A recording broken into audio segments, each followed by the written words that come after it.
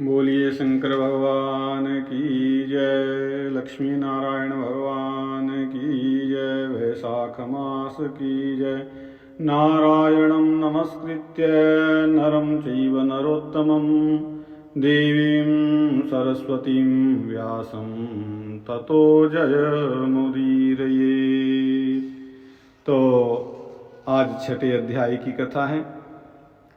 छठे अध्याय में श्री नारद जी कहते हैं कि हे राजन, अब मैं एक ब्राह्मण और छिपकली का इतिहास कहता हूँ। ऐसी कथा है कि प्राचीन काल में हेमांग नाम वाला एक राजा इक्ष्वाकु वंश में हुआ।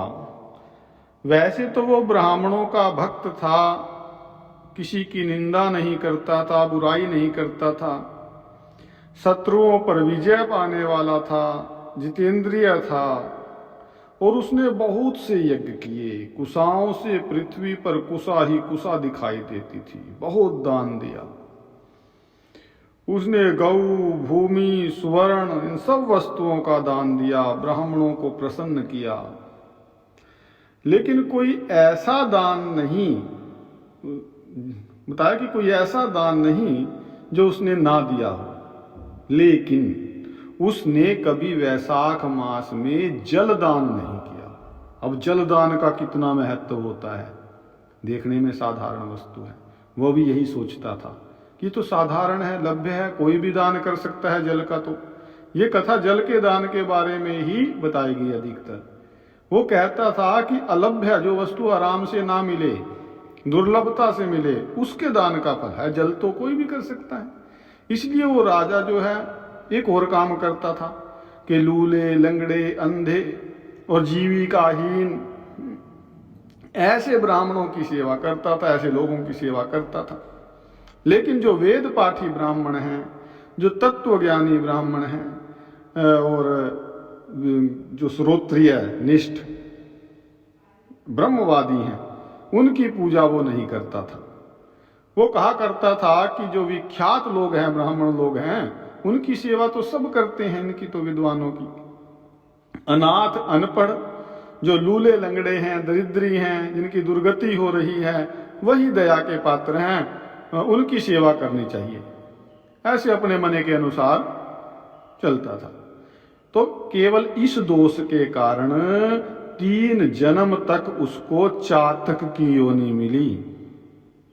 फिर 1 जन्म में गिद्ध बना, 7 जन्म तक कुत्ते की योनि मिली और फिर एक राजा के महल में छिपकली की योनि में उत्पन्न हुआ।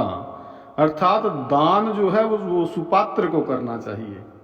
यहां शास्त्र कहता है कि जैसे बुझी हुई अग्नि में थोड़ी आहुति डाली जाती है, जलती हुई में डाली जाती है। ये कोई लूला, लंगड़ा, गरीब, दरिद्र है, वो दया का पात्र है, उसका पोषण करे, पुण्य अर्जित होगा।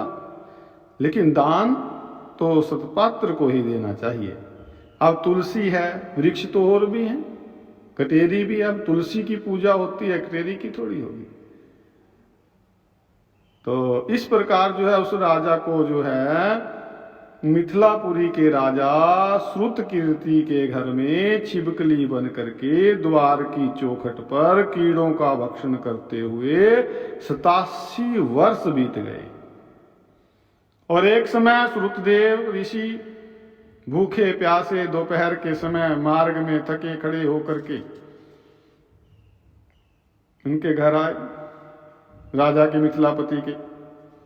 राजा ने उठ करके श्रुतकीर्ति जी का सत्कार किया, मधुपर्क आदि करके उनका पूजन किया, उनके चरण धोए, अपने माथे पर उस जल को छिड़का और दैव योग से उनके चरणों का जो जल था, जब वो राजा अपने सिर पर छिड़कने लगे तो उसके कुछ छींटे जो हैं उस छिपकली पर पड़ गए।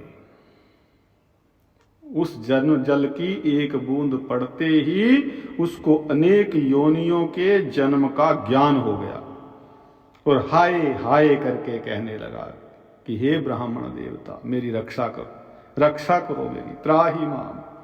छिपकली के ऐसे वचन सुन करके उस ब्राह्मण को भी बड़ा आश्चर्य हुआ कहने लगा कि भाई तू कौन है, क्यों इतना विलाप करता है, तू अपना सब वृत्तांत कह, मैं अभी तेरा उद्धार कर देता हूं।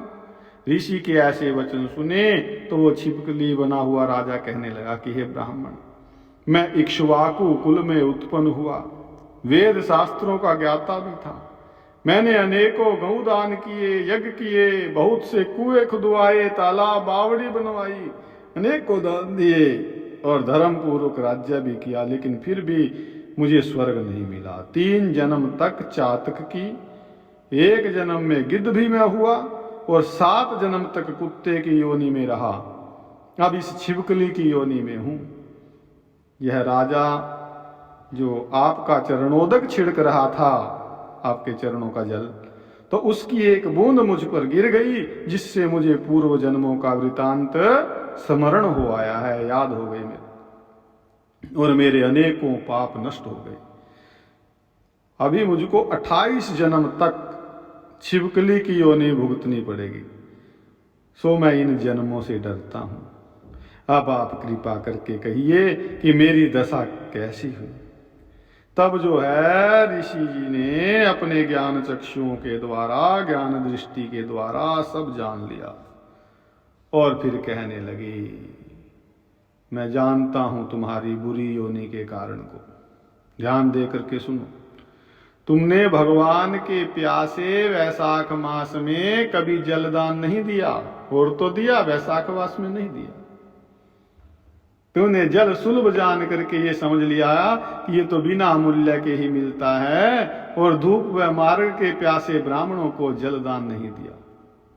महात्माओं की तुमने अवज्ञा की, तिरस्कार हो गए ना, महात्माओं को तो दान पुण्य नहीं दिया, उनकी सेवा नहीं की, और साधारण मनुष्य को दिया।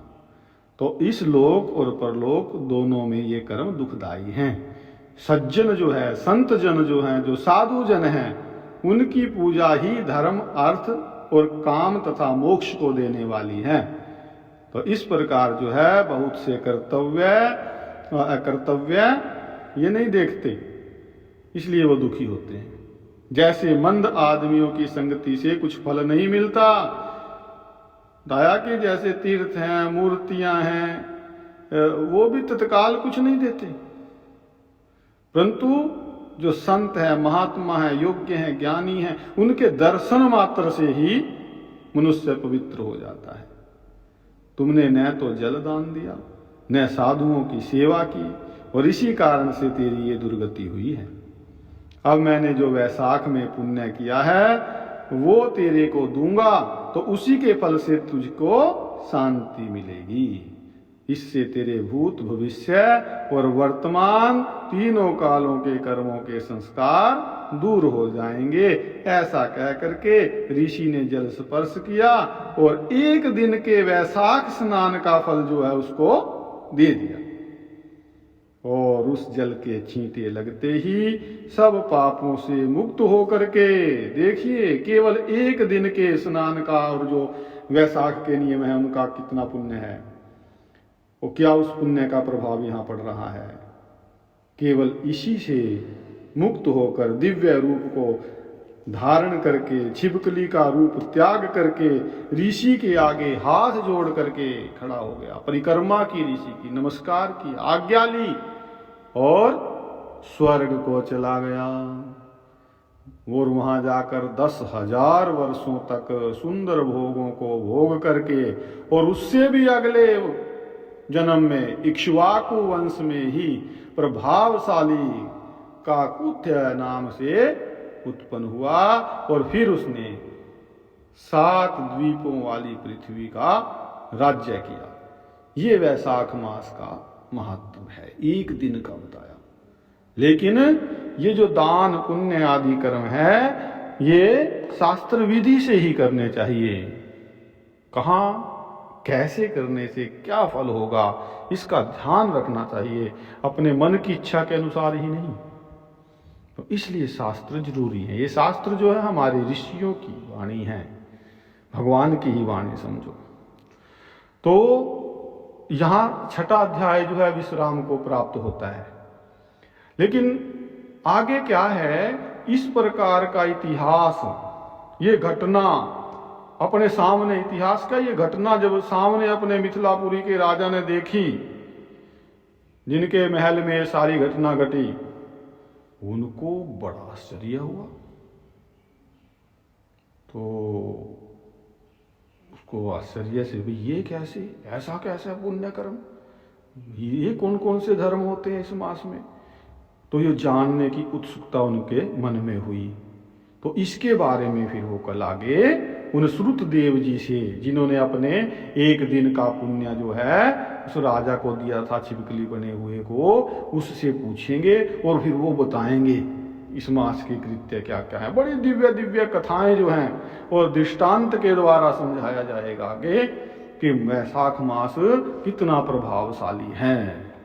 तो ये बात ध्यान रखनी चाहिए कि देश का सब प्रभाव होता है, किस जगह दान दिया जाए, काल का भी प्रभाव होता है, किस समय दिया जाए ना ये मास, और पात्र का भी, किसको दिया जाए, और भाव का भी। तो यही बातें हमें इन कथाओं से मिलती है, जिससे हम अच्छे से अच्छी तरह से अपने कार्य को कर सकें, सत्कर्मों को कर सकें और भगवान को प्रसन्न कर सकें। विशेषतया भगवान को प्रसन्न करना ही मनुष्य का कर्तव्य है, क्योंकि उन्होंने ही हमें सब कुछ दे रखा है। वास्तव में वही सब कुछ देने वाले हैं, उनकी कृपा हो गई तो सब कुछ मिल गया। बस बोलिए वैशाख मास की जय।